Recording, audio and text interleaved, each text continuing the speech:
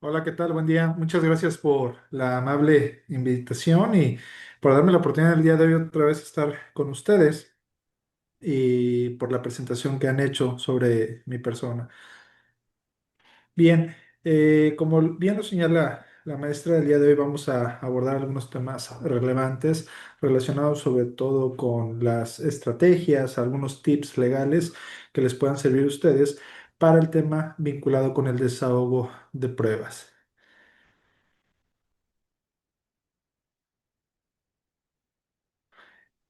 En ese sentido, me gustaría que vamos a realizarlo a través de una plática, una charla, quisiera que fuera entre ustedes.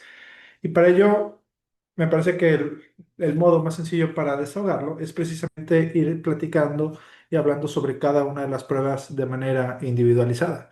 Así, si van a tener quizás alguna duda, sugerencia o cuestión, pudiéramos irlas abordando precisamente en cada una de las pruebas. Entonces, hechas esas precisiones, vamos a comenzar. Aquí vamos a partir prácticamente de la premisa, en el sentido de que pues se ofrecieron precisamente las pruebas en audiencia preliminar y ya vamos prácticamente a una audiencia de juicio dentro del procedimiento laboral.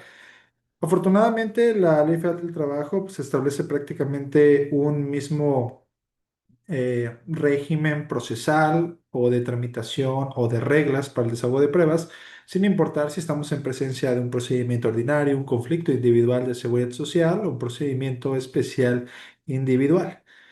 En ese sentido, vamos a comenzar precisamente hablando de cada una de las pruebas de manera particular. Bien, un momento, por favor.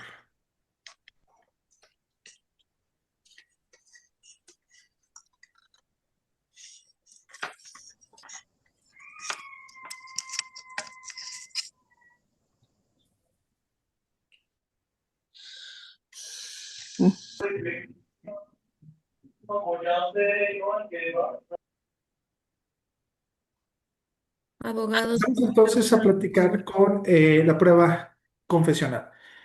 Como ustedes saben, la prueba confesional, pues, es la prueba madre en muchas materias. Si pensamos en el sistema penal acusatorio, recordarán ustedes que precisamente la prueba confesional era la madre de todas las pruebas, ya que con la prueba confesional prácticamente se podía inculpar a una persona. Eso sucedía en el sistema tradicional.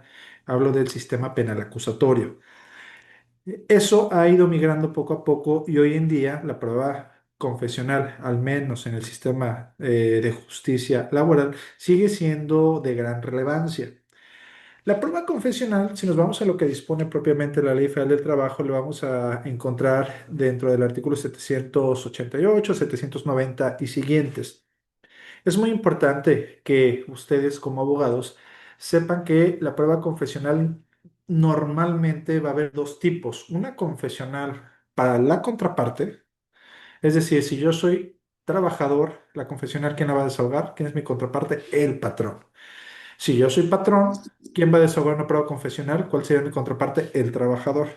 Entonces, además de eso, existe una variante que está implícita en la ley que se llama confesional para hechos propios. La confesional para hechos propios implica que tú como parte dentro del proceso puedas tener la oportunidad de realizar preguntas respecto de personas que hayan presenciado de manera directa a través de sus sentidos algunos hechos. Ojo, esto no es una testimonial, estamos hablando de una confesional para hechos propios. Para ello debes de tener ciertas características como quizás asumir algún rol de gerente, de director, algún jefe. A través de esas personas es que tendríamos la oportunidad nosotros de llevar a cabo las preguntas precisamente mediante la figura de la confesional para hechos propios. Si no se hace para una confesional para hechos propios, entonces tendríamos una confesional genérica que normalmente la desahoga, repito, ya sea el trabajador, ya sea el patrón o bien el representante legal del patrón. Esta confesional que se desahoga precisamente en las audiencias, vale la pena señalar que va a versar únicamente respecto de hechos sujetos a controversia. ¿Qué significa? Ustedes al momento de que realicen preguntas, deberán de realizar preguntas respecto de aspectos que están sujetos a debate, que están sujetos a litis. Por eso, como tip o como recomendación, cuando ustedes vayan a la audiencia de juicio ya a desahogar la prueba, siempre lleven consigo la impresión de la audiencia preliminar, en donde normalmente se establecen los hechos no controvertidos. ¿Por qué? Porque nos sucedía en muchas ocasiones que, por ejemplo, se establece como hecho no controvertido que el trabajador Gabriel Ruiz Ortega ingresó a laborar el 10 de noviembre del año 2014. Imaginemos que ese es un hecho no controvertido en audiencia preliminar. Imaginemos que ya en audiencia de juicio, una de las preguntas que formula el patrón es, Gabriel, diga si usted ingresó a laborar el 10 de noviembre del 2014. Esa pregunta se tiene que desechar. ¿Por qué? Porque no es sobre un hecho sujeto a controversia. Es un hecho que incluso se estableció como no controvertido. En ese sentido, es que no tendría precisamente cabida ese tipo de preguntas. ¿Y cómo ustedes pueden sortear ese obstáculo? Pues precisamente teniendo a la mano cuáles fueron los hechos no controvertidos que se establecieron en audiencia preliminar. En ese sentido, esa es una regla básica que deben de conocer. No hacer preguntas vinculadas con hechos no controvertidos. Todas las preguntas deben ser sujetas a controversia. Deben ser preguntas que se puedan realizar en términos claros. Son preguntas que deben de ser de fácil entendimiento. No se pueden hacer preguntas compuestas. Deben ser preguntas simples. No se pueden hacer preguntas que tengan como objetivo ofuscar o de alguna manera entorpecer en la respuesta. No se pueden hacer preguntas que impliquen una coacción.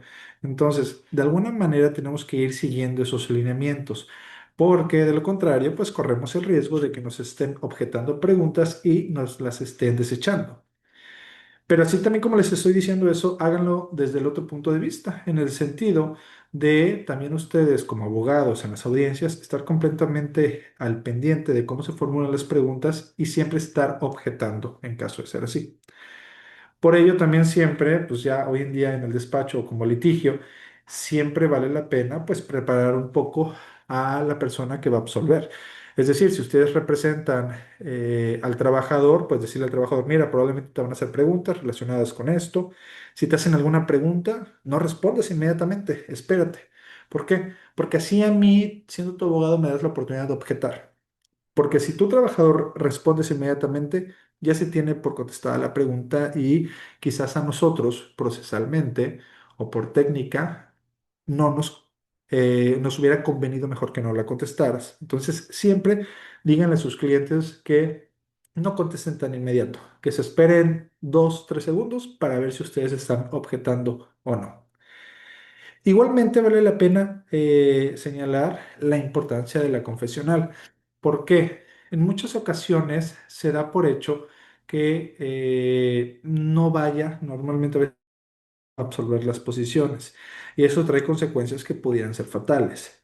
Recordemos que la propia ley establece que tratándose de la prueba confesional, la falta de responder las propias preguntas por no comparecer el absolvente sin causa justificada, obviamente, va a implicar que se le tenga por confeso de todas las preguntas que se le realicen en ese sentido. Por ello, es sumamente importante insistir en eso. Para eso, yo les sugiero lo siguiente. Cuando ustedes ofrezcan la prueba confesional y tengan sobre todo mucha inquietud, no inquietud, mucha incertidumbre sobre si van a poder o no presentar al absolvente, yo les sugiero que siempre manifiesten mejor una imposibilidad para que sea el tribunal quien lo cite, porque las consecuencias son completamente distintas. Si yo tengo que llevar al absolvente y no lo llevo, eso va a implicar quizás como consecuencia que lo declaren confeso.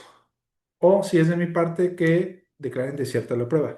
Pero si en lugar de esa responsabilidad que yo tengo, hay manera de justificarla y que la tenga entonces el tribunal o el actuario que en su momento nombre el tribunal, pues ahí de alguna manera pudiera haber mayor oportunidad de que sí concurre el absolvente, precisamente porque en caso de no hacerlo, pues el tribunal puede implementar otras medidas de premio que sabemos que pueden ser desde una multa, un apercibimiento e incluso la presentación en una audiencia posterior con auxilio de la fuerza pública. Entonces, en vía de consecuencia, respecto a las pruebas confesionales, deben de tener muy en cuenta esta situación. También, ¿qué puede suceder? Hay algunos asuntos que son voluminosos y puede darse el caso que el juez determine desechar algunas confesionales por ser sobreabundantes. Este desechamiento de una confesional por ser sobreabundante puede darse en audiencia preliminar o pudieran habérselas admitido y se desecha en audiencia de juicio. Puede darse también esa situación. En caso de que ustedes, como abogados, les suceda que les están desechando una confesional por sobreabundante, vale la pena que hagan la manifestación de vida si ustedes creen que eso es incorrecto o que les pueda deparar perjuicio. ¿Por qué? Las personas juzgadoras pueden en algún momento llegar a pensar que ya tienen la información necesaria o suficiente para emitir una decisión. Pero al final del día ustedes como abogados saben lo que les puede aportar o no el desahogo de una prueba confesional. En el mismo sentido, cuando ustedes estén preparando al absolvente, informándole, diciéndole qué preguntas les pueden llegar a hacer, siempre traten de señalarles que deben de contestar de manera directa, que no contesten con evasivas o con negativas de manera genéricas. ¿Por qué? Porque si un absolvente contesta con evasivas o de manera genérica, puede que el juez en primer término lo aperciba o bien la contraparte solicita que se le apercibe que si sigue incurriendo en esa práctica, pues se le declare confeso. Entonces, para evitar esa situación, hacerla valer.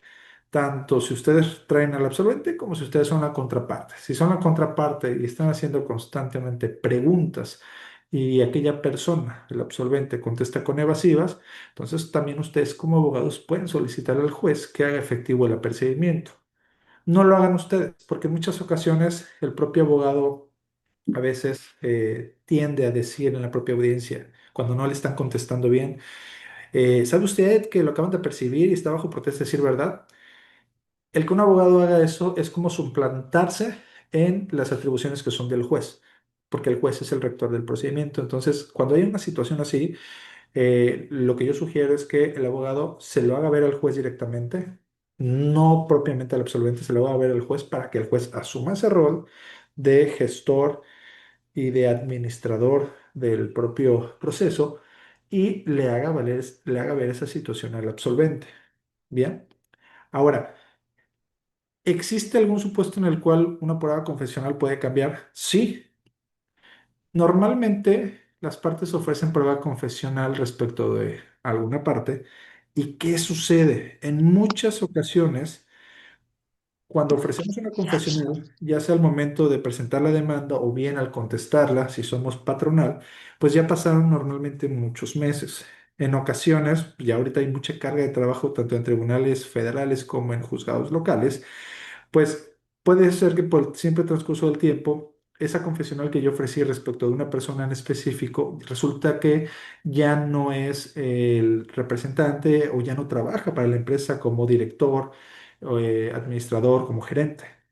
Entonces, ¿qué sucede? Ya como transcurrió mucho tiempo, ya no puedo tenerlo como una confesional. Y por eso la ley prevé una regla.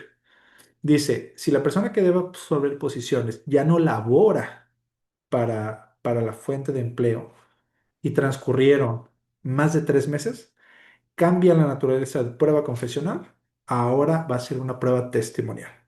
Entonces, eso es importante que lo sepan y lo tengan presente porque no es como que van a tener la oportunidad de preguntar, solo que simple y sencillamente va a cambiar la naturaleza de la prueba. Maestro, tenemos una pregunta por parte del Sí. licenciado José Luis García. Adelante, licenciado. Gracias. Sí, buenas noches. Gracias por hacer uso de la palabra. Una pregunta, maestro. Bueno, este proceso pues ya está para dictarse sentencia y la confesional que nosotros ofrecimos por parte de la demandada, nosotros la parte actora, precisamente se puso en uno de los términos que usted comenta, que pues evasiva, no quería contestar y efectivamente se le pidió al juez y ya, bueno, le comentó que tenía que contestarle y que tenía que cumplir con las formalidades, ¿no? Que se cumpliera la confesional. Mi pregunta es en el sentido de que si hay algún criterio, alguna jurisprudencia para que, pues bueno, se reafirme lo que se está demandando por la parte actora. Repito, estamos por la parte actora porque eh, en un principio siempre estuvo así, en evasiva, no quería contestar y pues ya el juez le dijo que era su obligación contestarlo.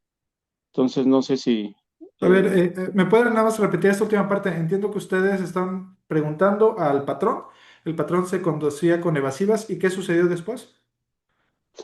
ah, repito, el juez, bueno, a solicitud de nosotros como parte actora, el juez le llamó la atención y le dijo que era su obligación contestar, porque pues nada más se le iba en el sentido de mover la cabeza, ajá, así, eran sus contestaciones así, Ujú. eh, ajá, sí, o sea, no contestaba nada en concreto. Claro. Entonces, al hacer la solicitud ante el juez le dijo que tenía que contestar. Mi pregunta es en el sentido si hay alguna jurisprudencia para reafirmar lo que ya está en la ley y que, pues bueno, haya más datos suficientes con otras pruebas concatenadas. Y tenemos la confianza que el asunto va a salir bien, pero pues en esto todo se puede esperar porque hay varias pruebas a nuestro favor. Por ejemplo, en la inspección no se presentaron, pero no exhibieron ninguna. Y pues hay una serie de pruebas, excepto las testimoniales, que no se presentaron a nuestro favor. Entonces, la pregunta es en el sentido, reitero, de la confesional, si hay algún Claro, criterio, alguna jurisprudencia o algo en ese sentido. claro. Gracias. No, gracias a ti por la pregunta. Eh, Mira, sí hay, e incluso hay de la Suprema Corte de Justicia de la Nación, es referente a las juntas de conciliación y arbitraje. Pero finalmente lo que nos importa es la consecuencia de, entonces yo creo que te puede servir por analogía. La jurisprudencia es aquí la tengo en la mano, es más, si me permiten, es más fácil para mí proyectarla, se las comparto. Ahí voy.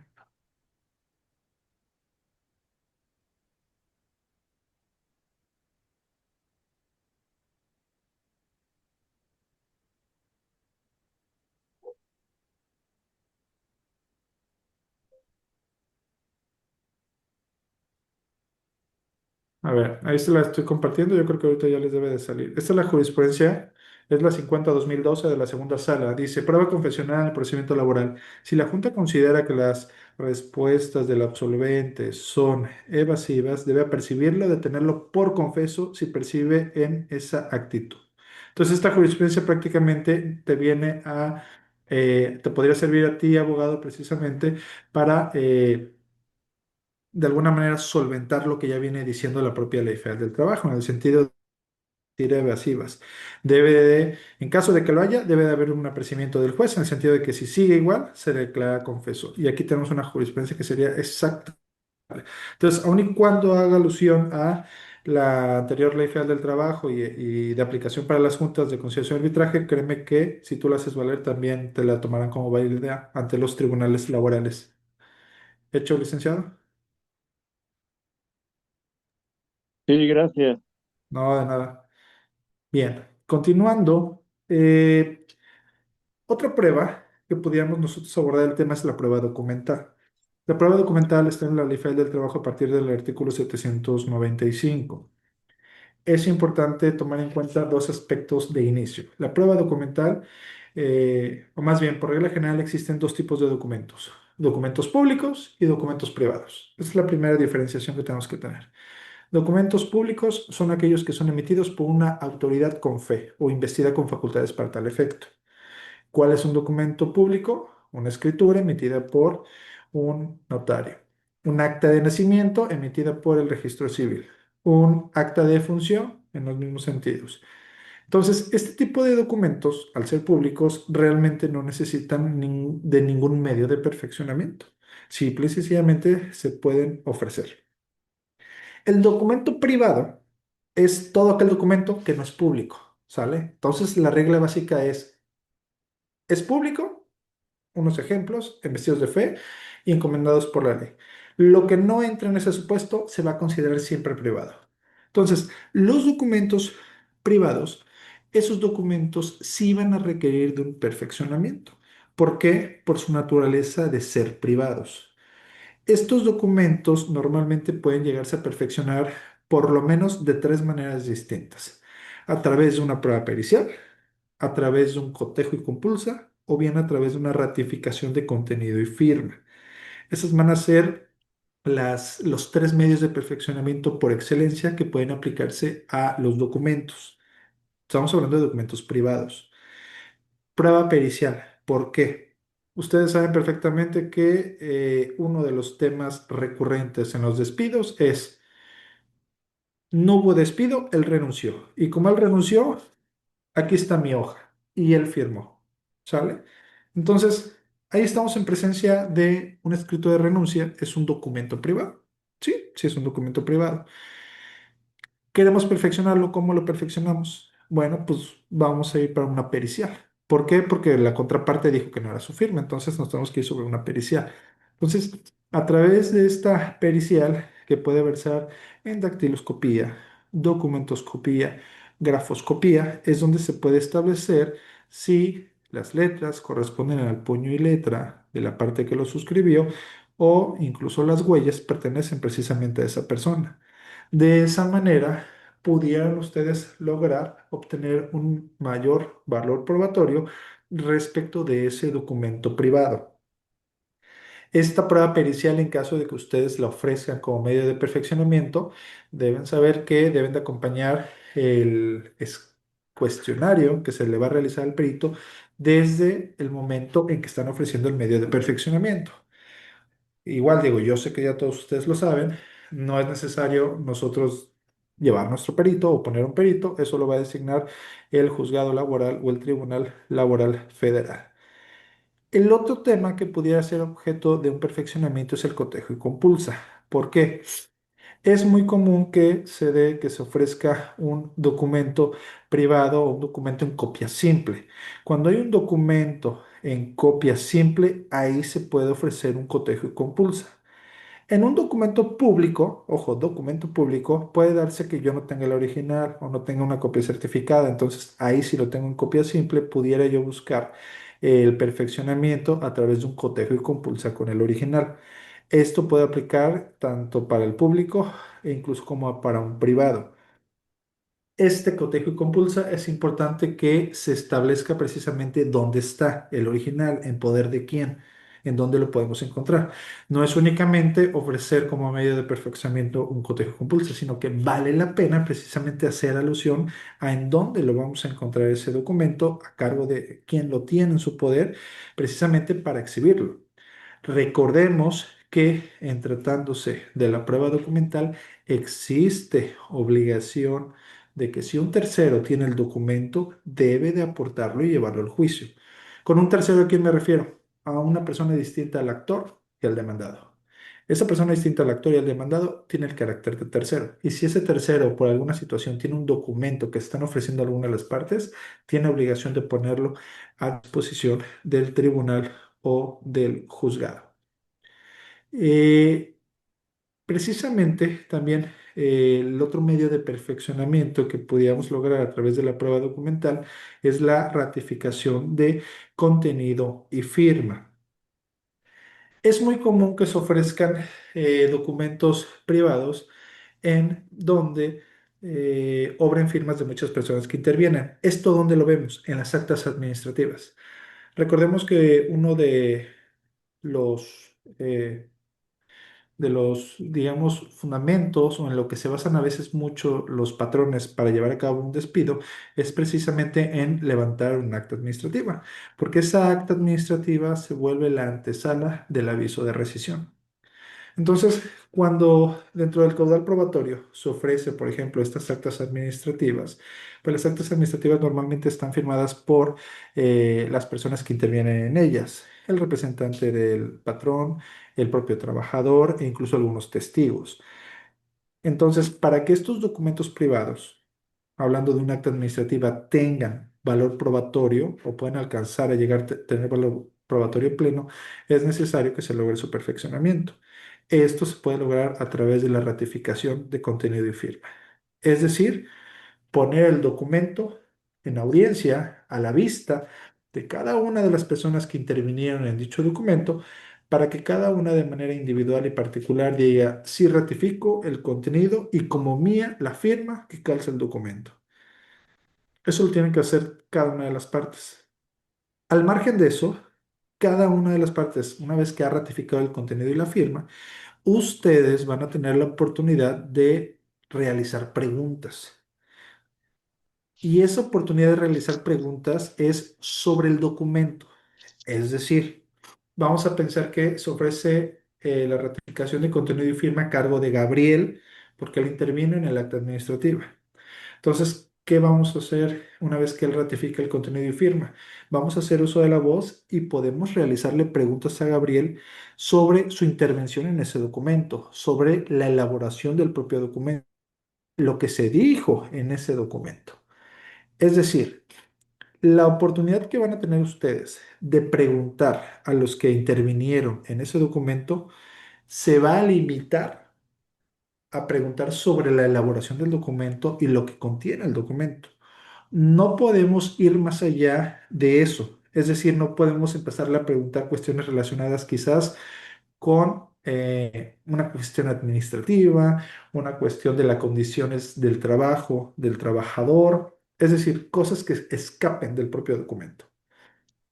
Puede darse el caso, aquí depende mucho de la persona juzgadora que les toque, pero puede darse el caso de que se les permita realizar preguntas un poquito más abiertas si se encuentran un juez flexible. ¿A qué voy? En ocasiones, por ejemplo, las actas administrativas tienen anexos o tienen algunos documentos a los cuales se hace relación o referencia. E incluso se les puede llegar a permitir que ustedes hagan preguntas vinculadas con esos documentos que no fueron objeto de ratificación. Pero eso depende mucho de la flexibilidad o no de la persona juzgadora que les toque y también de lo al pendiente que esté el abogado de la contraparte. Porque si yo soy abogado de la contraparte y veo que están haciendo preguntas ya que escapan del propio documento objeto de ratificación, pues inmediatamente yo objetaría las preguntas, ¿no? Sobre todo porque al desahogar esta prueba de ratificación de contenido y firma, todas las partes que intervienen en el juicio van a tener oportunidad de preguntar. ¿A qué significa?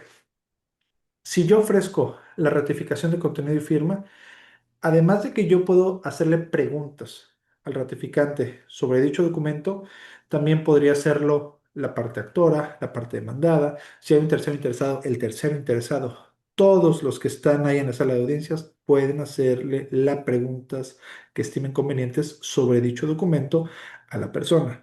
Por ello es que cobra relevancia la ratificación de contenido y firma. E incluso sobre estos documentos, en alguna ocasión ha habido un poco de debate sobre si realmente son documentos o no. Y la realidad es que sí, porque incluso existen jurisprudencias. Por ahí debe de haber una jurisprudencia de la segunda sala que habla sobre las actas administrativas. Y habla sobre las actas administrativas que fueron levantadas para, si la memoria no me falla, para justificar las faltas de un trabajador para efecto de una rescisión. Entonces, es importante que estas pruebas sean ratificadas. Y en mi opinión y como consejo, si ustedes representan a un patrón y el patrón levantó un acta administrativa, ustedes insistan desde la audiencia preliminar, bueno, insistan desde que ofrecen la prueba y en la propia audiencia preliminar, insistan siempre en que se ratifique el contenido y la firma de dicho documento. ¿Por qué? Hay algunos criterios que dicen que para que sea necesario ratificar el contenido y firma de un acta administrativa, es necesario que el trabajador niegue los hechos. Es decir, que el trabajador diga que no ocurrieron así. Un ejemplo, yo despedí al trabajador porque manejó la camioneta en estado de ebriedad, la camioneta de la empresa. Si el trabajador dice, sí, efectivamente, yo estaba en estado de ebriedad y manejé la camioneta, pero tengo muchos años trabajando, entonces no me corras, aplícame otra sanción. Bueno, ahí sí se dan cuenta el trabajador está reconociendo los hechos que constan en un acta. En ese escenario, hay algunas jurisprudencias que dicen, ¿sabes qué? Como está reconociendo los hechos, no es necesario que la ratifiques. Desgraciadamente, si hacen eso, de que ya no la ratifiquen, se corre el riesgo de que el tribunal colegiado diga no. Hay una jurisprudencia de la segunda sala que dice que ahí siempre hay que ratificar, entonces, para que adquiriera pleno valor probatorio, debió ratificarse. Y como no se ratificó, es un documento privado que no merece valor probatorio, es solo un indicio, y como es un indicio, puede ser superado por cualquier otra prueba. Y entonces, ustedes pudieran llegar a perder el asunto. Entonces, ¿a qué voy con esto? Aunque exista una confesión del trabajador en que sí sucedieron de esa manera los hechos, ustedes mejor traten de insistir en que sí se desahogue una ratificación de contenido y firme, porque esa es la única manera en la cual un documento privado, que además de ser privado es un documento unilateral, porque lo hace el patrón. El acta administrativa lo hace el patrón, además de ser privado es unilateral. Entonces, para que pudiera realmente tener una fuerza probatoria plena, insistan siempre en que se les permita la ratificación de contenido y firme. Eso es lo mejor. Yo en alguna ocasión no la desahogué porque estimaba que el trabajador era un trabajador del IMSS. Él confesaba los hechos, estimé que no era necesario, se fue, absolví, dictó una sentencia absolutoria, se fue al colegiado y el colegiado dijo no, aunque el trabajador no, aunque el trabajador haya aceptado o no haya negado los hechos que estaban en el acta administrativa, tú tenías que ordenar su ratificación porque es un documento privado. Entonces, concedí el amparo para que yo, eh, creo que por ahí hay un micrófono abierto, me pueden ayudar. Entonces, concedió el amparo de tal manera que se tuvo que emitir una sentencia condenatoria. Pero bueno, eso es lo que podríamos platicar en torno a la prueba documental. Creo que Diana tiene por ahí la mano alzada. Adelante, Diana. Sayas suaves que tranza para la gente que se me ven las aceras moviendo mercancía. Hay un audio.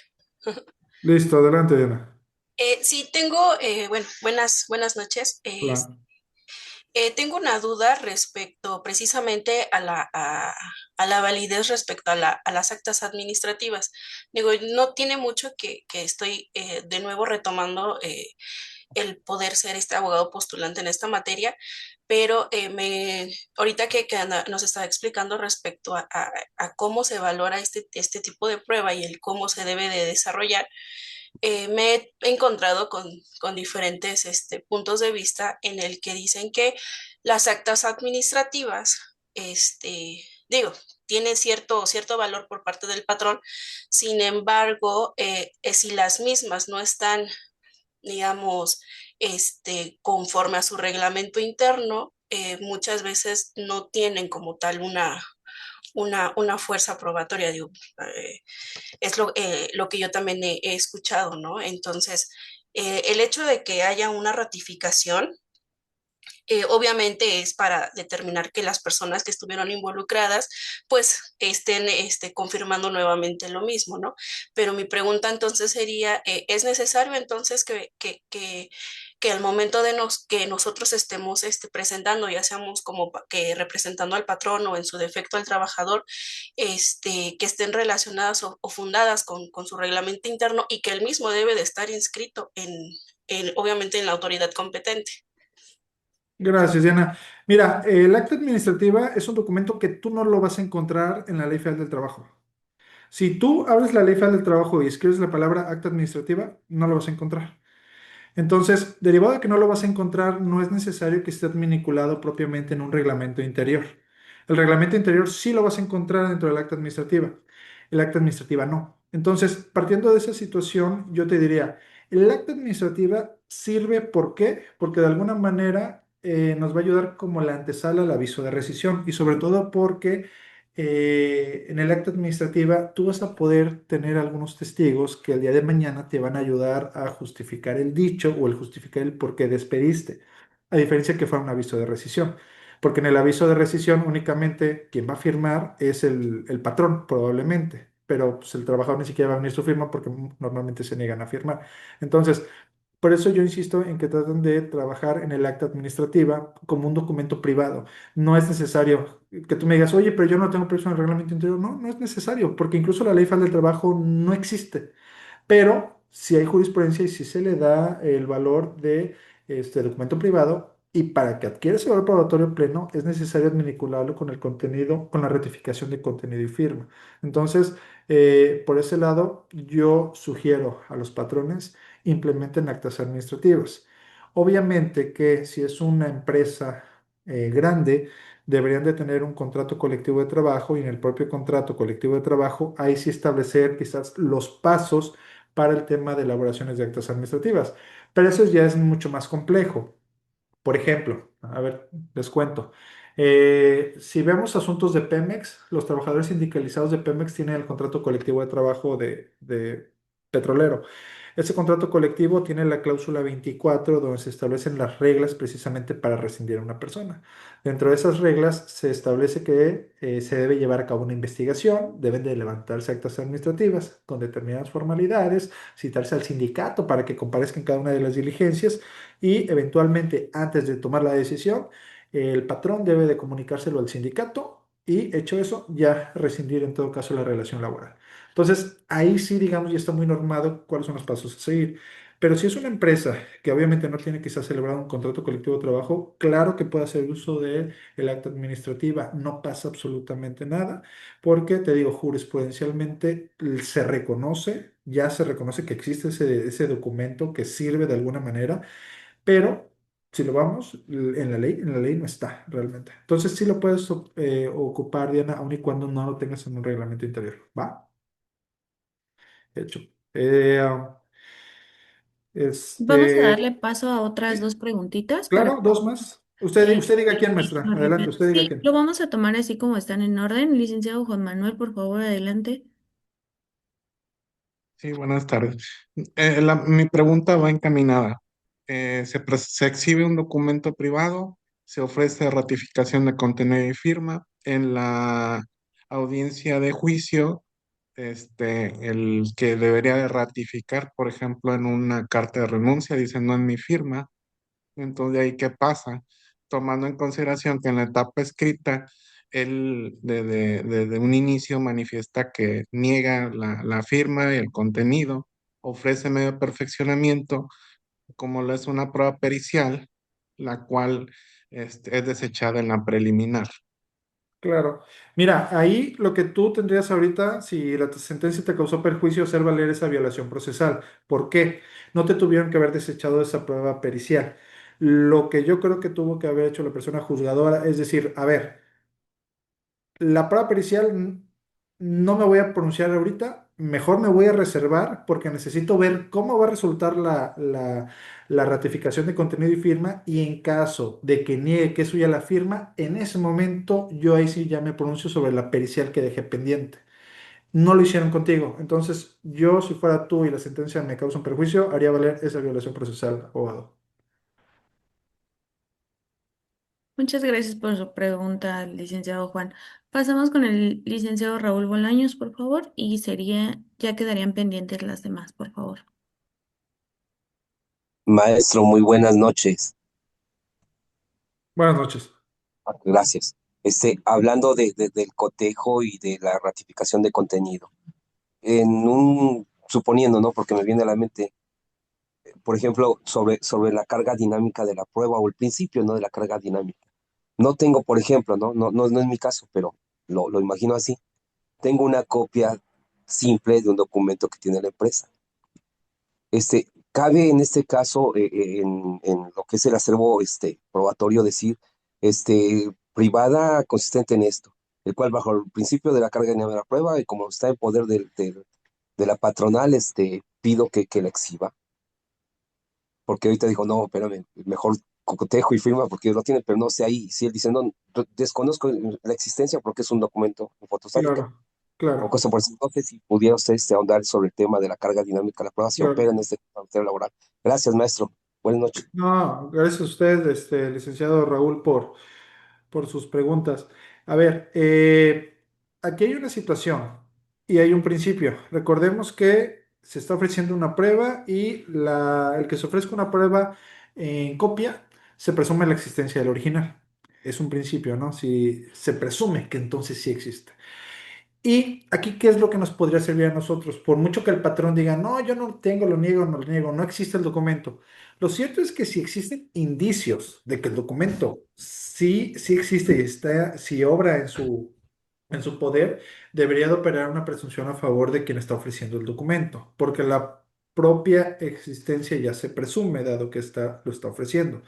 Y en ese sentido, si nos vamos a lo que dice precisamente el artículo 784 de la ley, en donde dice que se va a eximir de la carga de la prueba al trabajador cuando por otros medios o porque tenga mejor posibilidad del patrón para demostrar algunos puntos, pues obviamente es que si la prueba que queremos nosotros demostrar que existe están vinculadas con las fechas de ingreso, las antigüedades, las faltas de asistencia, una terminación, estos aspectos que prevé el propio artículo 784 de la ley, desde mi punto de vista, yo creo que ahí sí opera una presunción a favor del trabajador. Ahora, ¿cuál pudiera ser un caso en donde no opere? Por ejemplo, si estamos relacionando, si es una prueba para acreditar una prestación extralegal. Si quizás es una prueba para buscar una prestación extralegal o algo que no engloba el 784, quizás ahí quedaría un poco a criterio del juez. Pero hay que recordar, reitero, la copia se presume la existencia del original. Entonces, sí hay que buscar esa situación. Aquí, por ejemplo, se me viene a la mente un tema. Recuerdo que en muchas ocasiones había como que un reglamento interior de Pemex que siempre ofrecían unos abogados de trabajadores y siempre Pemex decía que no existía el documento y que no existía. Y sucedía algo muy, muy curioso.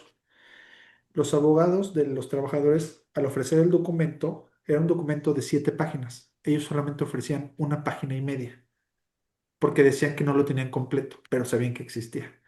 Y Pemex, bajo protesta de decir verdad, siempre en los juicios decía, ese documento no existe. Lo he buscado, no existe, lo he pedido en México, nadie me da, no existe. Entonces, no hay manera de determinar ahí esa situación en ese momento y sobre todo porque eran documentos para acreditar cuestiones extralegales. Si hubiera sido un documento relacionado con algunos de los temas que son carga de la prueba de un patrón, conforme al 784, 804 de la ley, ahí yo creo que hubiera sido distinto. Pero entonces, esta problemática que usted plantea sí se da a veces, porque le digo, a mí me tocó verlo con ese documento de Pemex, que hasta el día de hoy nunca nadie logró demostrar que existe, porque de entrada el que lo ofrecía incompleto. De 7 páginas ofrecían solo 1 página y media cortada. Entonces, realmente era muy sospechoso y Pemex me demostraba que mandaba correos, oficios al área de México, al archivo, y donde le decían, no, es que ese documento no existe y no existe. Entonces, pues también ahí llega un momento en donde digo, bueno, nadie está obligado a lo imposible, tampoco la patronal, además de que no estaba en algunos de los supuestos del 784, ahí sí, digamos que no ganaba una presunción. Pero fuera de esos casos, creo que pudiera tener posibilidades, licenciado. Esa sería mi opinión. Muchas gracias, maestro. Buenas noches. A usted a la orden. Gracias. Bien, en ese sentido, continuando con pronunciamiento de pruebas, toca platicar sobre la prueba testimonial. La prueba testimonial actualmente ya se limita a 3 testigos por hecho. 3 testigos por hecho. Además, es importante que ustedes, al momento de que ofrezcan esa prueba, señalen qué van o qué pretenden demostrar con ese testigo. También algo que en muchas ocasiones no hacen los abogados y les puede causar un perjuicio es que ofrecen la prueba testimonial respecto de Gabriel. Pero resulta que a Gabriel nunca lo mencionaron en los hechos de la demanda. O bien son patrones y ofrecen la testimonio de Gabriel y resulta que al contestar nunca hicieron alusión a Gabriel. Entonces, si ustedes omiten esto, es decir, mencionar a la persona dentro de los hechos, explicar un poquito qué rol tuvo, si vio algo, escuchó algo, si esa persona llevó algo y lo ofrecen como testigo, yo creo que vale la pena que hagan ese esfuerzo de también patentarlo en los hechos, ya sea de la demanda o de la contestación. ¿Por qué? Porque hay algunas personas juzgadores que pudieran desecharles la prueba testimonial porque no está vinculada o vinculada con los hechos. En muchas ocasiones, y es que sí se hacían las juntas, se limitan nada más a ofrecer los testigos, te los enlisto, pero resulta que esos testigos jamás te los mencioné en los hechos de la demanda, ni en la contestación. Entonces ahí puede darse un desechamiento para que lo tengan como tip y lo tengan claro. También, en tratándose de la prueba testimonial, se pueden realizar las preguntas al testigo. No deben de ser preguntas que lleven a la coacción. También deben de ser preguntas igual sencillas, de fácil entendimiento y es muy importante que siempre ustedes verifiquen que el juez aperciba al testigo, que lo perciba, que en caso de falsear ante autoridad puede ser acreedor de prisión de pena corporal, así lo dice la propia ley. Entonces, sobre todo esto es importante porque el que ofrece una prueba testimonial van a tener las demás partes oportunidad de también preguntarle. Es como si fuera una especie de ratificación, que es algo que es completamente distinto de la confesional. Si la confesional yo la ofrezco, yo soy el único que voy a preguntar. Pero si la testimonial yo la ofrezco, también me va a preguntar el actor, el demandado, si hay sindicato, si hay tercero, todos le pueden preguntar al testigo. Entonces ustedes tienen que ser lo suficientemente habilidosos de saber si vale la pena a veces llevar un testigo o no, o de ofrecer una prueba testimonial o no, porque deben de estar conscientes que todas las partes le van a poder hacer preguntas. Y las preguntas no necesariamente deben delimitarse a lo que ustedes preguntaron. Ellos pueden realizar también algún tipo de preguntas abiertas. Aquí, ¿por qué hago este comentario? Si uno piensa en la prueba testimonial dentro del proceso penal acusatorio, sabemos que se ofrece la prueba testimonial, se desahoga y la contraparte hace un contrainterrogatorio. Es decir, realiza un interrogatorio a partir de las únicas preguntas que realizó quien ofrece la prueba. Acá no, acá es más flexible. Aquí yo le puedo hacer 5 preguntas y mi contraparte le puede hacer 20, 25 preguntas.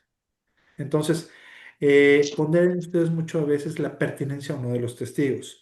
Sobre todo, si el hecho lo pueden lograr acreditar con uno o dos testigos, no corran el riesgo del tercer testigo, porque a veces ese tercer testigo les puede historia que ustedes vienen a contar, porque esa es la realidad. A ver, todos vamos a la audiencia de juicio con nuestras pruebas a contar una historia y el juez va a dictar la sentencia a quien mejor le cuente la historia. Yo, como en su momento como persona juzgadora, yo sabía que todos me iban a mentir de una u otra manera. Todos me venían a contar verdades a medias. Entonces, créanme que esa visión, pues es la real. O sea, quizás lo que pudiera ser un poco más apegado a la verdad van a ser lo que podemos ver como tangible, los documentos, las pruebas tangibles. Pero una confesional o una testimonial, muy normalmente sabemos que van un poco a modo, van un poco aleccionados. Entonces, ahí es donde ustedes como abogados deben saber si vale la pena arriesgarse con un tercer testimonio. A veces los hechos se pueden acreditar con un testigo, una confesional y un documento, y ya con eso pues, ustedes pueden ganar el asunto. Entonces, analicen a veces la pertinencia y repetir. Si ustedes llegan a tener solamente un testigo, lleven solamente un testigo, no pasa nada. Pero máximo no pueden exceder de tres. Y si llegan a exceder más de tres, ustedes eh, expliquen dentro de la demanda o de la contestación que están ofreciendo 5 testigos. Pero son 5 testigos porque 3 son para este hecho en específico y los otros 2 son para este otro hecho en específico. Es decir, hagan esa diferenciación. Porque si no hacen esa diferenciación entre qué hechos van a demostrar cada uno de los testigos, ahí sí se los pueden desechar. ¿Y qué va a suceder? Te desecho los últimos 2. Los primeros 3 te los dejo. Entonces corren ese riesgo. Por eso vale la pena siempre hacer esas precisiones desde el escrito inicial de demanda. Bien, sobre prueba testimonial, ¿tienen algún comentario? Ahorita que recuerdo, antes de que alguien me diga si tienen alguna pregunta, estén siempre ustedes al tanto en la audiencia de juicio de que una vez que se desahogan las pruebas testimoniales, les den el uso de la voz para ver si ustedes quieren objetar o tachar de falso el testigo. Ustedes tienen a su favor un derecho, que es precisamente la objeción y tacha de testigos. Esa está prevista en el artículo 818 de la Ley Federal del Trabajo. Y esa objeción o tacha de testigos tiene que ser una vez que se ha rendido la prueba, una vez que se ha desahogado o rendido el testimonio. En ese momento es cuando, si es muy obvio, la objeción o la tacha hay que hacerla valer. ¿Cómo pudiera llegar a ser muy obvio? Oye, pues es que quien vino a declarar es la tía, es la madrina del trabajador y es evidente su parcialidad, ¿no? Y lo digo porque es evidente, porque a mí me tocó algunas audiencias en donde al momento de desahogar la prueba testimonial, ustedes recordarán que se recaban generales de las partes. Y cuando se recaban los generales de las partes, algunas de las preguntas son: ¿usted tiene interés directo o indirecto en el asunto? Y recuerdo perfectamente que la tía o la madrina dijo: sí, yo sí tengo interés porque yo quiero que mi hijo siga, mi nieto, mi sobrino siga trabajando porque él mantiene la casa.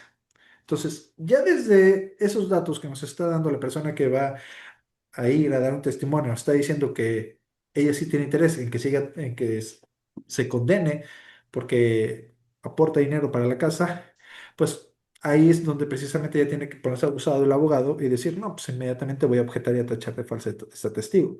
Entonces, por eso, como tip, tomen en cuenta el derecho de objeción y tachas en términos del artículo 818 de la ley. Licenciado Raúl, adelante. Un comentario, maestro, de usted, si había comentarios sobre las Sí, testimoniales. sí, adelante, El por favor. bajo el principio de inmediación tiene la ventaja o la bondad de que está ahí el juez, ¿no? Está el juzgador. Y en este caso se abre para una testigo y el juez estaba aquí escribiendo, ¿no? Haciendo sus anotaciones y todo. Entonces llega la teste y le dice a la patrona, ¿no? Que si el corte, así, ¿eh? O sea, así, así, que si el corte había sido en junio. Y le dice la patrona: no, no, tonta, le dice, 7 en julio, y cosa por el estilo, ¿no? Así, yo tomo nota, incluso del minuto, ¿no? Minuto 52, por decir. Y ya total que el juez resuelve, ok, sí, se le da los 2 años que no trabajó durante el COVID, porque la patrona no acreditó haberle cubierto, pero por cuanto al despido, no, por X, Y, Z. Yo en el amparo directo, que por cierto, después de 1 año y pico sigue estudiándose, le digo al colegiado, ¿no? Oye, chécate en el minuto 52, porque es evidente que en este caso, por los paralingüísticos que tú debiste, que debe haber apreciado el juez, le está diciendo que si el despido había sido en junio o en julio. Tan es así que si tú te das cuenta, finalmente el testigo dice lo que le dijo la patronal. Y luego viene lo que usted dice: hacen sobreabundante la prueba, al menos los testigos, y el otro pues ya se enredó, porque el otro vino a decir que no, que era en junio. Pero es lo que usted dice, ¿no? O sea, no sean sobreabundantes porque finalmente en un Corren ese reloj. riesgo. Exacto, gracias maestro. Ese era el comentario Ah, sobre. gracias por el comentario, Raúl. Adelante, Juan, antes de que pasemos a la siguiente prueba. Adelante. Ahorita hablaba de que en materia testimonial se recomendaba a usted que se presentara un solo testigo. Está hablando del testigo singular y de ser testigo singular, ¿cuáles son los requisitos para que pudiera ser este, primero admitida y que surta efectos dentro del juicio? Eh, yo cuando sugería que no, que a veces con uno, es en el sentido precisamente como lo decía el licenciado Raúl Bolaños. A veces nosotros por mucho abarcar podemos poner en riesgo el litigio. ¿Por qué? Como abogados debemos de saber que nosotros estamos un poquito más inmiscuidos en la ley, la conozcamos, sepamos qué se tiene que decir y qué no se tiene que decir. Lo cierto es que eso no lo podemos garantizar respecto a las personas que vamos a llevar al estrado. ¿Por qué? Pues porque es una persona que es la primera vez que va a estar enfrente de un juez, porque es una persona a la cual acaban de decir que si miente se puede ir a la cárcel, porque es una persona a la que le acaban de decir que la pueden multar, es una persona que quizás ya es de la tercera edad, que no recuerda bien, es una persona que tal vez está siendo amenazada por alguien más. Entonces, ese tipo de cuestiones están fuera de nuestro alcance. Por eso yo siempre insisto que si algún hecho tú logras demostrar, tienes la capacidad de demostrarlo con una sola persona, preséntalo nada más a él. No, no corres el riesgo de llevar a un segundo o uno tercero, porque se corre el riesgo de que ese segundo o tercero diga algo que no es igual a lo que te dice el primero, y entonces se vayan a evidenciar contradicciones. En cuanto a la fiabilidad de llevar uno, claro que puedes llevar uno, y si puedes llevar uno, está bien. Si va a tener el alcance de tener una condenatoria o una absolutoria, eso va a depender muchísimo de las demás pruebas. Recordemos que en materia laboral existen, dado el número de pruebas, existe precisamente la necesidad de adminicularlas. Por ejemplo, si tú ofreces una prueba eh, testimonial y el juez logra adminicularla, quizás con alguna prueba documental, con la presuncional y con la instrumental, y con eso logras una sentencia condenatoria, es válido. ¿Dónde no es válido tener un llamado testigo singular en materia penal? En materia penal es donde existe el principio de que una persona no puede ser condenada por un testigo singular. Ahí sí no. Necesitamos establecer circunstancias. Pero aquí en materia laboral, pues una prueba testimonial para lograr una condena, una absolución, puede que lo logres, sí, puedes lograrlo, pero hay que vincularlo precisamente siempre con una presunción no instrumental. E incluso hay que recordar algo.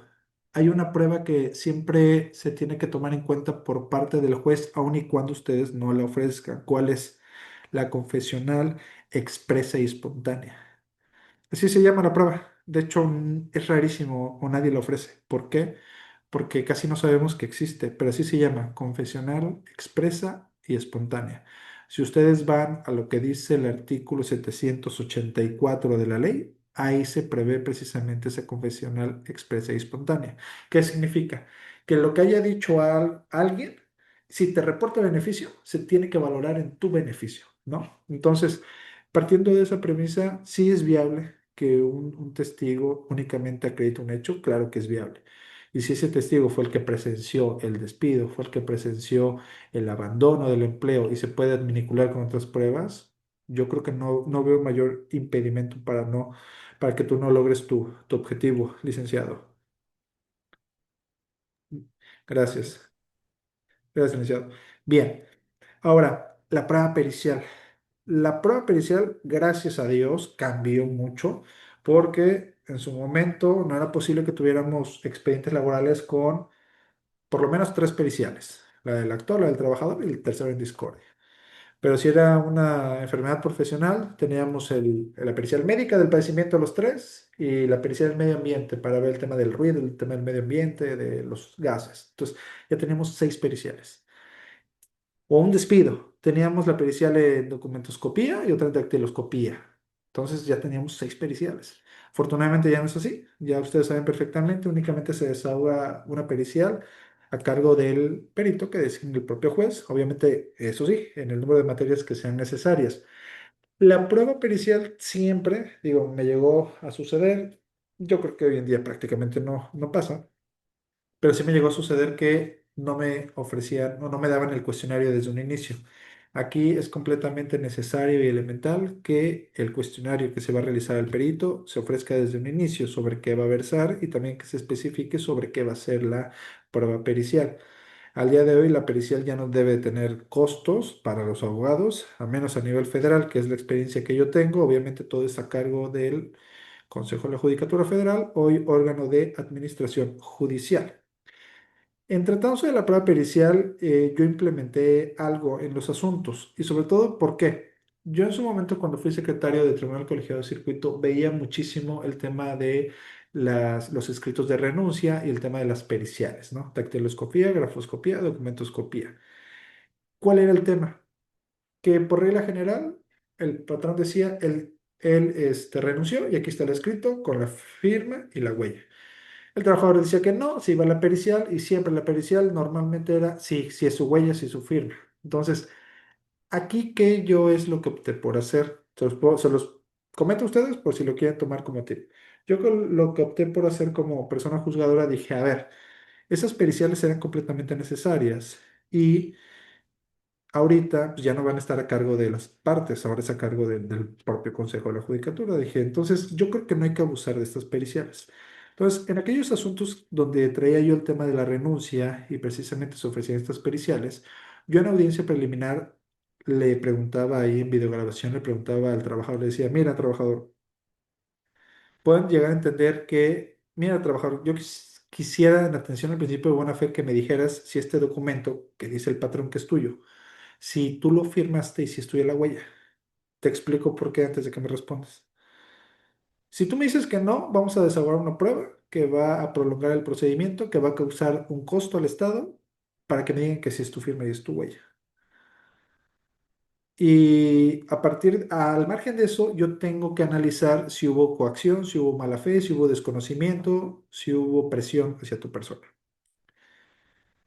¿Por qué no nos das la oportunidad de que nos saltemos eso? Si tú ahorita me dices, ¿sabe qué, juez? Sí, es mi firma, es mi huella, pero a mí me la hicieron, a mí me obligaron a hacerla cuando era documento, a mí me hicieron firmarla cuando yo estaba ingresando a la UARA. Si tú me dices eso ahorita, yo ya me evito desahogar esa prueba pericial y yo lo que voy a analizar en sentencia es si hubo presión, si hubo mala fe, si hubo desconocimiento, si hubo ausencia de voluntad de tu parte y nos evitamos ya de estas periciales innecesarias. Entonces yo implementé eso y si ustedes me preguntan cuántas periciales desahogué en documentoscopía, dactiloscopía o grafoscopía, no desahogué absolutamente ninguna pericial. ¿Por qué? Porque precisamente yo lo que me interesaba era si habían ellos firmado el documento antes de ingresar o si los obligaron a firmarlo para ingresar. Entonces, partiendo de eso, el trabajador en audiencia me decía, sí, la verdad, si usted manda a desahogar la pericial, sí va a resultar mi firma y mi huella. Entonces nos brincábamos ese paso. Y así yo les permitía que propiamente en la audiencia y todo, nos enfocábamos en el tema de la voluntad, la ausencia de buena fe, mala fe, presión, coacción. Y eso me permitía avanzar más rápido en las periciales. Ahora, si ustedes llegan a tener que desahogar periciales en medicina del trabajo, en informática, en medio ambiente, pues obviamente nosotros no somos todólogos ni sabemos de todas las materias. Si tienen oportunidad de acompañarse siempre de algún médico, algún ingeniero, es muchísimo mejor, porque ellos a veces van a entender la pericial que se está rindiendo de una mejor manera y pueden realizar las preguntas adecuadas.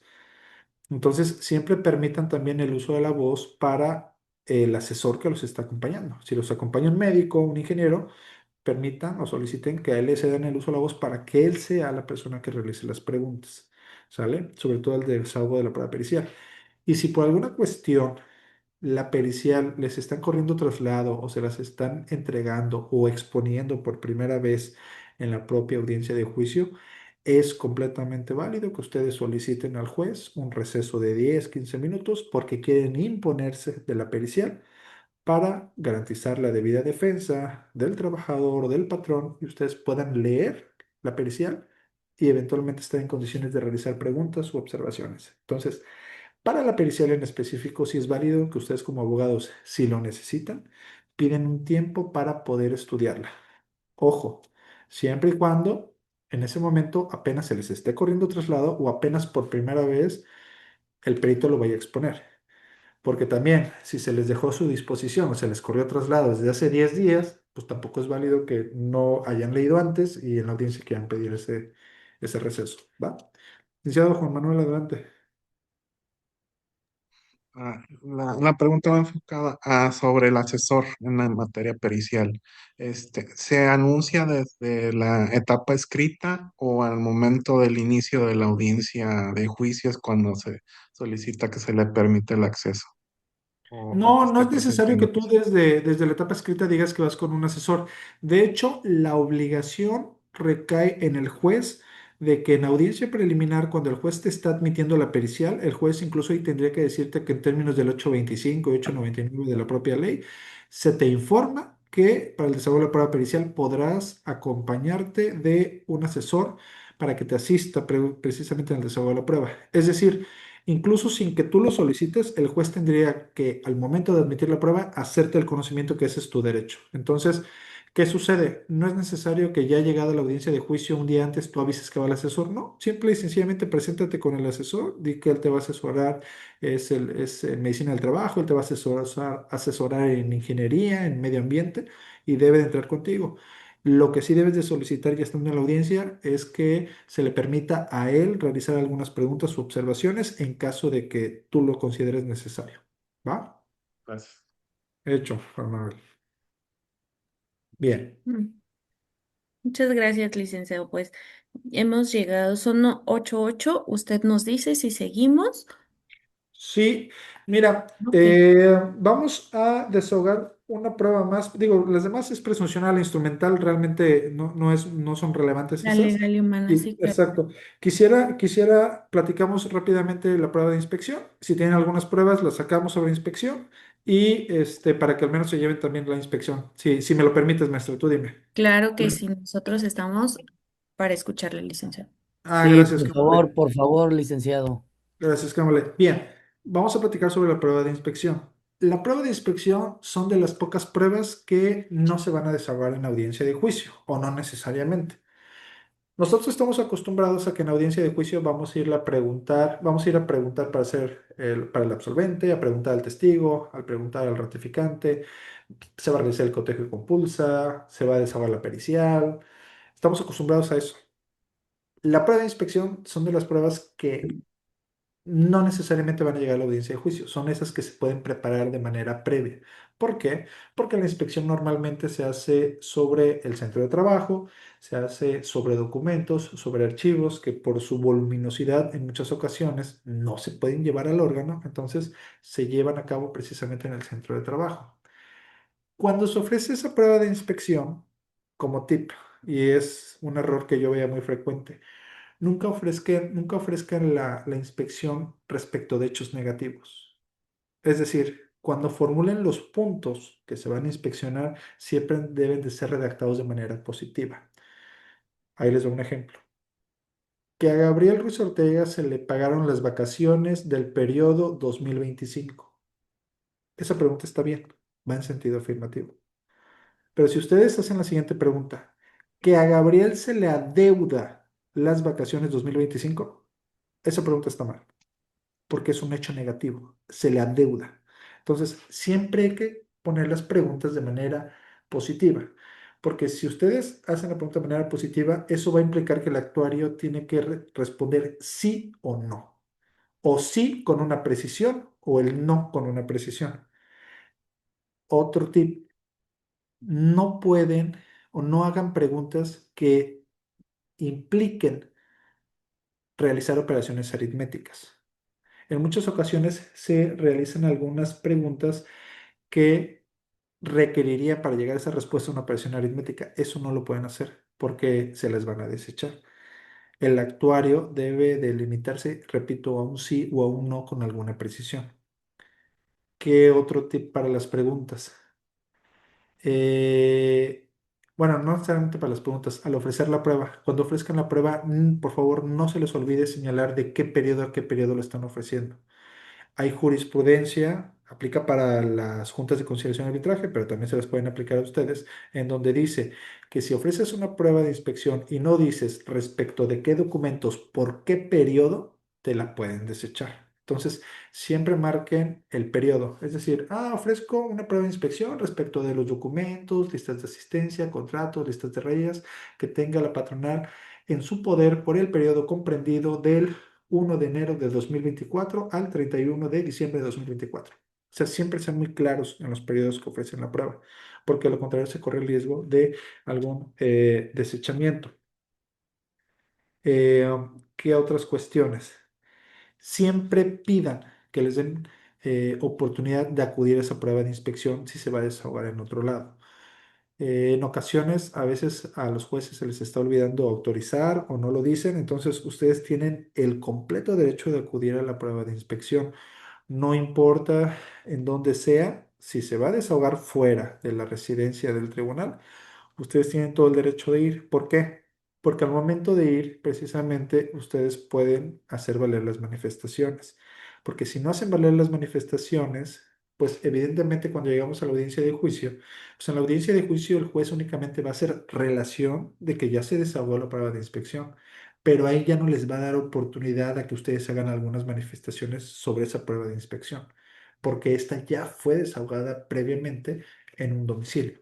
Entonces, vale la pena de que hagan el esfuerzo en la medida de lo posible de acudir siempre al desahogo de las inspecciones. ¿Va? Eh, um, También puede darse el caso que la inspección sí se lleve a cabo o sí se desahogue en el local del tribunal. Si se desahoga en el local del tribunal, vaya, ahí ustedes van a tener la oportunidad de realizar las precisiones, las observaciones que también ustedes estimen pertinentes. Hay que recordar que en ocasiones puede suceder que ustedes señalan un domicilio para llevar a cabo una prueba de inspección respecto de ciertos documentos y se señala una fecha y una hora. Entonces, es necesario también estar puntuales porque si llegan después o algo, puede que simple y sencillamente ya no se les permite, o sea, a constar que ustedes no fueron por parte del actuario y bueno, eso les puede deparar perjuicio desgraciadamente. Adelante, iniciado Juan Manuel. Este, ¿algún comentario sobre la prueba de aportes de la ciencia? Ah, sí, gracias. A ver, entonces, esta es la prueba de inspección que son de las pocas que podían desahogarse previamente. Sobre pruebas aportadas por la ciencia. Estas pruebas son un poco, no es algo que se vea tan seguido. Normalmente las pruebas aportadas por la ciencia van a ser, hoy en día, que las hemos visto, o lo que yo me ha tocado, son grabaciones de audio, grabaciones de audio y video, grabaciones de voz, mensajes de WhatsApp, fotografías, imágenes. Esas normalmente son ese tipo de pruebas. Aquí como regla, al momento de que ustedes ofrezcan la prueba, es sumamente relevante que siempre digan que ustedes van a llevar o a proporcionar al tribunal o al juzgado el medio necesario para el desahogo. ¿Qué significa? Si lo que voy a reproducir es un audio, pues tengo que llevar el dispositivo de reproductor de audio. Si lo que yo voy a reproducir es un video, debo de llevar el dispositivo donde voy a reproducir el video. Aquí una sugerencia, un tip que les puedo dar es que si ustedes llegan a ofrecer alguna prueba de estas, de manera a cautela, podríamos decir, ofrezcan también un medio de perfeccionamiento, que pudiera ser una pericial. Un ejemplo. Yo soy el patrón, mi trabajador robó una herramienta, lo tengo en video y por eso lo corrí. Bueno, no por eso lo corrí, por eso lo despedí. Bueno, entonces yo voy a ofrecer como medio aportado por los descubrimientos de la ciencia la videograbación de tal día. Esa videograbación aquí la tengo en este dispositivo USB. Ese dispositivo USB lo tengo que poner a disposición del tribunal desde que ofrezco la prueba. Al yo ofrecer la prueba, debo de señalar de manera específica dónde está la conducta. Es decir, si es una videograbación, porque así se guardó, porque así se descargó de una hora, poner que el hecho que se pretende demostrar, que es precisamente la falta de probidad o honradez, porque robó, se suscitó del minuto 53 al minuto 55. Entonces ustedes deben de hacer esa precisión y obviamente señalar que se comprometen a presentar el dispositivo, una laptop, por ejemplo, para desahogar la prueba, para reproducirla en la fecha que el juez señale para audiencia de juicio. Van a decir abajo, punto y aparte. En caso de que sea objetado el video, ofrezco una prueba pericial, se me ocurre en informática. ¿Por qué? Porque puede darse el caso que sea necesario verificar si el video está editado, si el video está cortado y pegado, si al video se le sobrepuso alguna voz. Entonces, ahí, por ejemplo, ustedes pueden buscar un perfeccionamiento a través de una prueba pericial. En informática, se me ocurre de momento. Quizás pudiera haber alguna otra ciencia que pudiera ayudarnos. Entonces, ¿qué va a suceder? Lo correcto sería que se admita, el juez admita también la prueba, se desahoga en audiencia de juicio, se proyecte precisamente el video del minuto 55 al 57 al 58 que dijimos, y ahí en ese momento se dé el uso de la voz. Si la parte actual no dice nada, dicen, no, me reservo, o no, sin manifestación. Ustedes pudieran hacer valer la voz en el sentido de decir, no, bueno, señoría, quedó demostrada precisamente la conducta de falta de probidad, de honradez, porque se ve que está extrayendo tal herramienta del centro de trabajo. Si se dan cuenta, ahí ya no hubo necesidad de perfeccionar nada o buscar la pericial. Pero si contrario a eso, en ese momento, el actor, de alguna manera, objeta, dice, no, señoría, mire, está malintencionado el video porque ahí se ve que fue cortado y de ahí fue editado.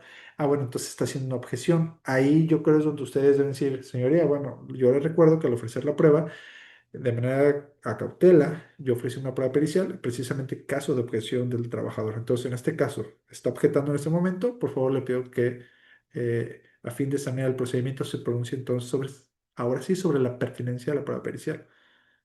Y ahí es donde hubiera esa oportunidad. Por eso, recordando el ejemplo que dijo el compañero hace rato, sí fue, me parece, un error o un desacierto que el juez haya desechado una pericial en ese momento cuando no podíamos tener certeza sobre cómo iba a desahogarse una ratificación. Eso sería un ejemplo que podríamos trasladar ahorita a los medios aportados por los descubrimientos de la ciencia, en un ejemplo, por ejemplo, de un video. ¿Va? Entonces, esa podría ser, por ejemplo, una una opinión que tengo. Otra, los mensajes de WhatsApp. Hoy en día todo el mundo quiere documentar por capturas de pantalla, mensajes de WhatsApp. El problema de los mensajes de WhatsApp es el siguiente. En muchas ocasiones lo que te ofrecen son fotos de las conversaciones. Las fotos de las conversaciones no sirven porque es como si fuera casi una documental privada. O sea, y no la puedes perfeccionar. ¿Por qué no la puedes perfeccionar? Porque necesitaría de por medio del celular. ¿Por qué necesitaría de por medio el celular? Porque el documento por sí solo no sirve. Entonces, si me das el celular y permitimos que un perito en informática acceda al celular, necesitaríamos nosotros justificar y demostrar que la conversación que aparece en WhatsApp es entre Gabriel y Raúl. Gabriel está dando su celular, eso se pudiera constatar desde el lado de Gabriel, pero el problema lo tenemos con Raúl. ¿Cómo hay manera de vincular a Raúl como emisor y receptor? Entonces, yo en particular sobre el tema de las conversaciones por WhatsApp, sí lo veo difícil y un poquito complejo de demostrar, precisamente porque necesitaríamos que Raúl diera su celular, lo cual veo que sería muy complejo. Leo correos electrónicos. Correos electrónicos pudiera ser más sencillo. ¿Por qué? Porque el correo electrónico tú al perito le proporcionas tu correo y puede verificar. Pero tenemos la misma situación. Necesitaríamos que el perito ingresara al correo electrónico del otro lado, del emisor o del receptor.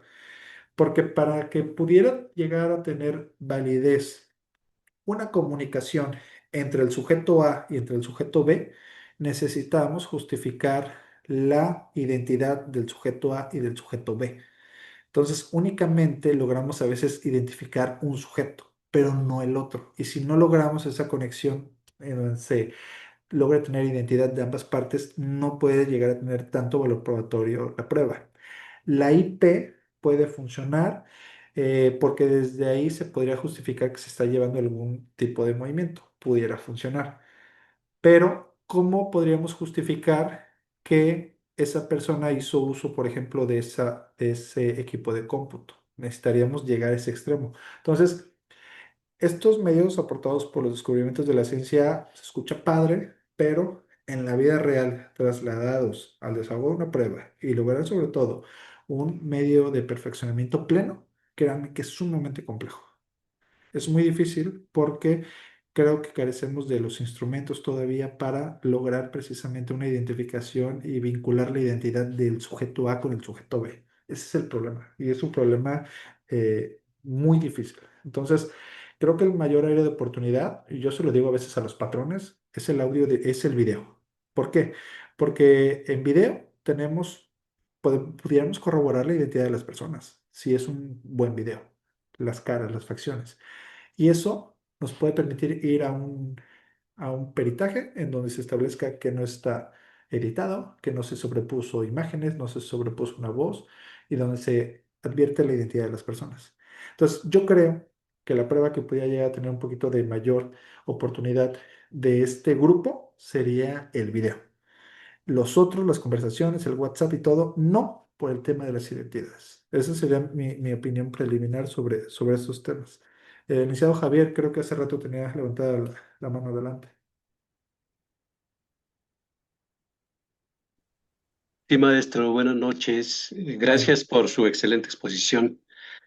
A lo largo de su charla, me hizo un cuestionamiento sobre cómo podemos defender a un servidor público, a un trabajador, de esos en específico que entran a laborar a los municipios, a los ayuntamientos. Ya sabemos que los ayuntamientos, pues, están por el periodo de tres años. Entonces contratan a su personal ya de manera muy maliciosa, ¿verdad? Eso es conocimiento de todos, no es que me lo esté inventando, sino que desde que entra, pues les hacen firmar documentos en blanco o ya definitivamente les dan la carta renuncia para firmar. Ellos manipulan la documentación para el momento de que si ellos demanden, ellos elaboran sus formatos, los llamados FUB, formato único de personal, y pues en ocasiones pues ya tienen las hojas con firma, ¿verdad? Y ya saben dónde solicitarles y pues por lo regular el trabajador lo firma porque pues está en estado de necesidad y con la intención de querer trabajar, pues dice, sí, ¿dónde te firmo? Pero al momento de que pues ya pasaron los 3 años, ya entra otra administración que trae su personal, entonces ya los despiden y ellos ya tienen la forma estructurada de cómo defender su asunto, cómo defenderse. En ocasiones no son ni trabajadores de confianza, pero dice, es que él es trabajador de confianza, porque le dimos una credencial que es jefe de departamento A, que es subdirector, pero en realidad pues realizamos otras funciones que no eran propias de un servidor público. Aquí la pregunta para usted, maestro, es ¿cómo podemos defendernos o cómo podemos defender al trabajador de estas injusticias que ya están elaboradas, ya es algo que ya lo tiene estructurado, ya está preparado para despedir al trabajador? Entonces así, pues en realidad nunca va a tener una estabilidad laboral el trabajador. ¿Cómo podemos hacerle? ¿Cómo se puede defender ya en juicio? ¿Cómo podemos derribar esos documentos que ellos elaboran en su beneficio ya en juicio? Claro, maestro. Gracias, licenciado Javier. Mire, fíjese que de hecho en relación con lo que usted dice, ahorita recientemente me acaban de contratar un grupo de trabajadores de un municipio acá en el estado de Veracruz, porque tienen la situación que usted está diciendo, ¿no? Entonces, a ver, yo creo que sí hay un área de oportunidad donde se pudiera ganar estos asuntos. ¿Por qué? Primero, siempre verificar. ¿Te despidieron verbalmente o te despidieron por escrito? Normalmente en asuntos burocráticos los despiden verbalmente o les piden su renuncia, ¿no? Entonces, esa es una primera situación. Segundo, ¿cuánto tiempo llevas trabajando? En mi caso, las personas que me contratan tienen casi 8 años, es decir, traían dos administraciones trabajando. Pero pues ahorita ya les dijeron que ya no. Entonces, el tema del tiempo, ¿por qué es importante? Porque recordemos que normalmente en las legislaciones de carrera civil, que son las burocráticas, se establece igual que si llevas más de 6 meses, pudieras acceder a una estabilidad laboral. Está el tema del trabajador de confianza. De hecho, los míos tienen nombramiento de trabajador de confianza. Pero ahí platicando con ellos, sí, les soy completamente claro y les digo, a ver, pero dime exactamente cuáles eran tus funciones. No, pues yo lo que hacía era entrar al sistema y verificar el cumplimiento de requisitos. Digo, a ver, tú no estás haciendo funciones de dirección, de administración, de vigilancia, de supervisión, de fiscalización. Si no me estás haciendo esas funciones, no me importa que tu puesto diga confianza con letras mayúsculas. Aquí pudiéramos ganar. ¿Por qué? Ya hay jurisprudencia de la segunda sala y de los tribunales colegiados donde dice, no importa la denominación, la nomenclatura o el nombre del puesto. Lo que hay que atender para efecto de ver si un trabajador es normal o de confianza son las actividades que él realiza realmente. Entonces, platicando precisamente con los representados, llegamos a la conclusión de que ellos no hacen realmente ninguna función del puesto que ostentan como de confianza porque no hacen ninguna de las cuestiones o actividades que le mencioné hace un momento. Entonces, derivada de esa situación, les digo, a ver, entonces tú vienes haciendo un trabajo normal, y si es un trabajo normal, que no es de confianza, y ya pasaron más de 6 meses, también podemos acceder a tu nombramiento definitivo. ¿Cuál es algo que yo veo en contra? Los tribunales o al menos el tribunal burocrático acá en el estado de Veracruz, tienen muchísimo rezago, muchísimo rezago. Entonces, me da la impresión que una de las apuestas de esos tribunales es cansar al trabajador, ¿no? Porque llevarles un juicio de 2 o 3 años es completamente largo, y sobre todo porque son conforme a las reglas anteriores. Los tribunales burocráticos no han migrado al nuevo sistema de justicia laboral. Ellos todavía se siguen tramitando los juicios como si fueran juntas de conciliación, muy parecido al menos el de la ley acá de carrera civil burocrática en el estado de Veracruz. Entonces, en ese sentido, yo creo que el que ellos sean de confianza, pero realmente o materialmente realicen funciones que no son de confianza, eso sería un primer aliciente para buscar ganar el asunto. Si al margen de eso ellos cumplieron en ese puesto más de 6 meses, buscar como segundo punto el nombramiento ya definitivo, el otorgamiento de base. Y finalmente, si hubo quizás alguna renuncia que ellos hicieron o los despidieron verbalmente, de todas maneras, a ver, aquí hay un principio. Todo aviso o todo despido debe de mediar un aviso de rescisión. Y aunque seas trabajador burocrático, deben de decírtelo. ¿Por qué? La ley burocrática es yo así lo veo, la ley burocrática es un brazo de la ley federal del trabajo.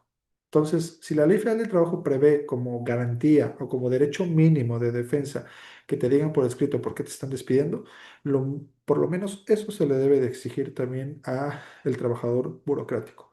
Y eso es algo que me doy cuenta que no hacen normalmente. Normalmente llega la administración y dice, ¿sabes qué?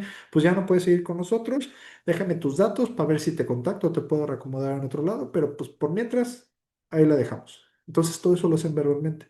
Por eso yo creo que sí hay oportunidad para demandar. Sin embargo, siempre es bueno platicarle a los clientes y decirles que sería una carrera de aguante, porque no es algo que se vaya a resolver en los siguientes 6 meses. No. Entonces, esa sería mi opinión, maestro Javier. Ojalá le haya sido satisfecha. Muchas gracias, maestro Gabriel. Gracias. Este, voy a leerle algunas preguntas del chat. Nos comenta la licenciada Katia Sánchez, dice, maestro, si la demandada no compareció a juicio y se reclamó un riesgo de trabajo, ¿debe desahogar la pericial o bastaría la confesión ficta sin prueba en contrario? Gracias. A ver, si hay un riesgo de trabajo, para que haya un riesgo de trabajo, o más bien, los conflictos individuales de seguridad social, en donde se analiza el tema del riesgo de trabajo, necesitamos establecer cuál fue la lesión que le causó la pérdida de una aptitud, ya sea parcial, permanente o total, para desempeñar sus labores. Entonces, aun y cuando en esos asuntos no comparezca la parte demandada, sí es necesario como presupuesto procesal o como parte integrante de la acción que se demuestre qué cosa que se causó una afectación en la salud. Entonces, como es necesario demostrar que existe una afectación a la salud, sí va a ser necesario desahogar la pericial. Porque si la persona, vamos a pensar, se cayó en el centro de trabajo, pero solamente se resbaló y no se lastimó absolutamente nada, va a ser absolutoria. Pero si contrario a ella se cayó y quizás hubo una lesión, una fractura o algo grave que le afectó quizás hasta la cadera, la movilidad, bueno, ahí quizás amerite una incapacidad permanente parcial, pero para eso es necesario que sí exista de por medio un dictamen. Por eso, en esos asuntos en específico, aunque no venga la contraparte, sí es necesario como presupuesto requisito que se demuestre la afectación a la salud. Entonces, sí sería necesario desahogar de todas maneras la pericia. Ahí no hay que confiarse. Gracias. Gracias. La siguiente es de la maestra Andrea Ortega. Si la atesta instrumental ya no labora en la empresa y no se le puede localizar ya, ¿cómo se va a desahogar? A ver, si es entiendo que van a ofrecer la prueba confesional. Si ya no trabaja, la prueba cambia a una testimonial.